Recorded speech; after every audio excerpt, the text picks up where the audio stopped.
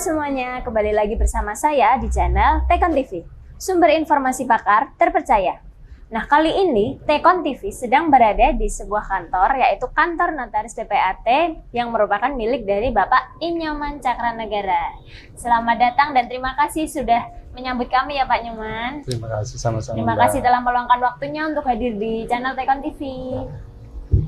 Nah, pada kesempatan kali ini kita akan membicarakan tentang akta jual beli, ya Pak ya. Nah, untuk pertanyaan yang pertama, jika sudah terjadi kesepakatan harga antara penjual dan pembeli, dokumen apa saja sih yang harus disiapkan untuk selanjutnya dibawa ke notaris, Pak? Oh, baik, terima kasih Mbak ya. Selamat datang di kantor saya. Terima kasih. Luar biasa nih. Ya. Luar biasa. Pada siang hari ini ada satu pertanyaan. Yang pertama adalah kaitannya dengan jual beli ya. Ya, betul. Yang jelas kalau sudah ada kesepakatan antara penjual dan pembeli, tentunya syarat-syarat yang krusial, yang paling vital itu adalah pertama sertifikat asli. Terus kedua, data pendukungnya adalah KTP, KK, akte nikah, PBB, bukti lunas dari penjual. Setelah itu KTP dan KK dari pembeli. Nah, nanti untuk pembayaran pajaknya harus melampirkan NPWP. Gitu Mbak. Baik, nah jadi yang sedang melakukan transaksi jual beli harus mencatat hal yang sudah disebutkan oleh Pak Nyoman tadi ya. Nah, untuk pertanyaan yang kedua Pak Nyoman, biaya apa saja sih yang harus dikeluarkan ketika mengurus akta jual beli di notaris? Ya, yang pertama itu adalah kaitannya dengan pajak ya Mbak, PPH. Ya, betul. Jadi kalau penjual itu wajib membayar pajak ya. Terus kalau pembeli itu juga ada namanya BPHTB, biaya perolehan pajak atas tanah dan bangunan. Terus nanti untuk biaya akte, itu aja Mbak. Berarti ada 3 hal ya Pak ya yang harus diperhatikan untuk Bapak Ibu sekalian yang sedang melakukan transaksi jual beli. Ya, jadi untuk 3 hal itu tadi harus dipersiapkan dengan benar-benar ketika Anda datang ke kantor notaris.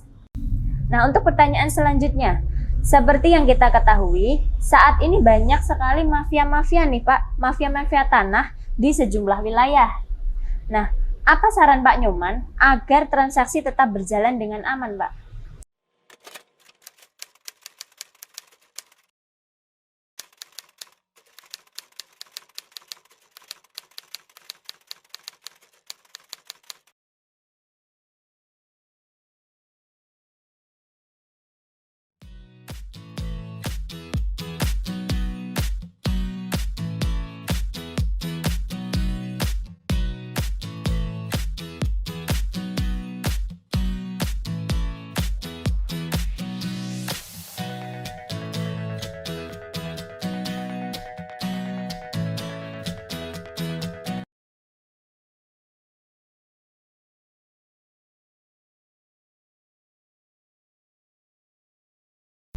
Nah, untuk pertanyaan selanjutnya, seperti yang kita ketahui, saat ini banyak sekali mafia-mafia nih Pak, mafia-mafia tanah di sejumlah wilayah.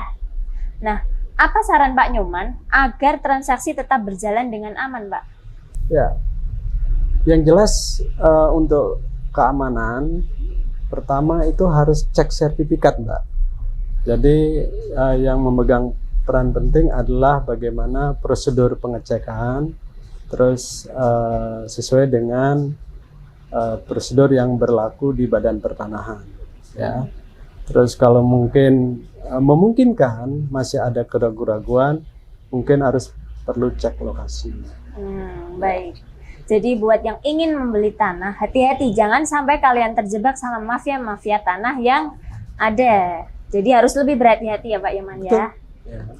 Untuk pertanyaan selanjutnya, saat ini banyak ditemukan adanya sertifikat-sertifikat ganda nih Pak. Nah, menurut Pak Nyoman, bagaimana solusi atas masalah ini? Ya, kalaupun ada sertifikat ganda, yang jelas prinsip utama yang harus dilakukan adalah bagaimana prosedur pengecekan itu dilakukan. Ya, artinya sertifikat pertama kali yang datang harus dicek di BPN, terus dilihat di buku tanahnya. Nah, nanti kalau dari BPN sudah menyatakan itu bersih, itu akan dicap di sertifikatnya bahwa sertifikat itu bersih. Kalau itu yang manual ya. Kalau yang elektronik otomatis sudah nanti akan keluar pengecekan elektronik. Nah, yang jelas kita percayakan kepada Badan Pertanahan. Ya. Nah, kira-kira mengapa kejadian seperti sertifikat ganda ini bisa terjadi, Pak? Kira-kira apa penyebabnya? Ya, banyak hal ya. Bisa juga karena buku tanahnya yang tumpang tindih, terus kaitannya juga ada oknum-oknum yang nakal yang bermain gitu ya, Mbak. Oh, jadi begitu.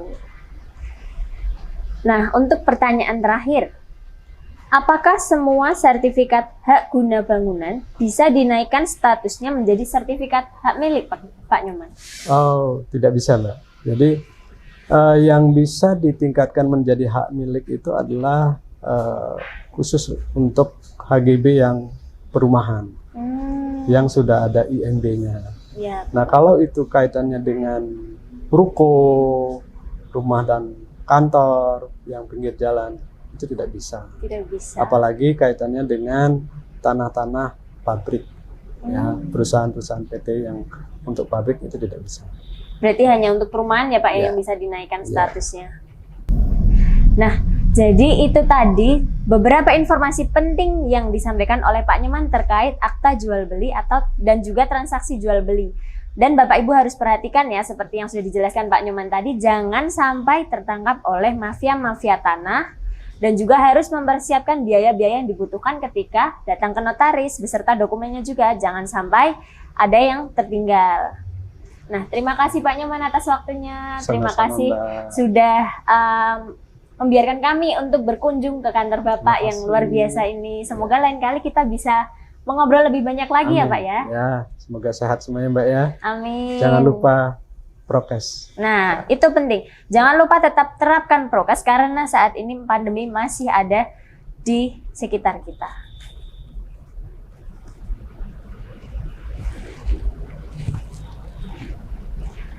Terima kasih dan sampai jumpa di Bincang Santai selanjutnya. Terima kasih telah menonton video ini. Jangan lupa subscribe channel Tekon TV. Share video ini jika kamu mendapatkan manfaat darinya. Terima kasih.